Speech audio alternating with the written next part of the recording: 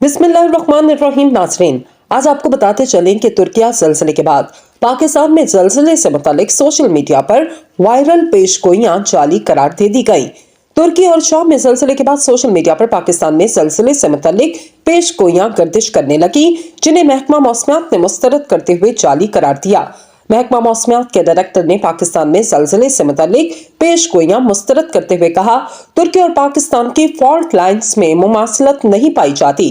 उन्होंने कहा कि सोशल मीडिया पर जारी प्रोपेगेंडे में कोई सदाकत नहीं, क्योंकि ये पेशगोइयां किसी साइंसी बुनियाद के बगैर की गई, इसलिए इनकी कोई हैसियत नहीं। हमारा अपना जदीद मॉनिटरिंग निज़ाम है जो तुर्की और शाम में ज़लज़ले के आफ्टर शॉक का मुसलसल जायजा ले रहा है। वाज़े रहे, तुर्की और शाम में आने वाले हौलनाक ज़लज़ले में हजारों अफराद जान की बाजी हार चुके, जबकि रेस्क्यू ऑपरेशन अब भी जारी है।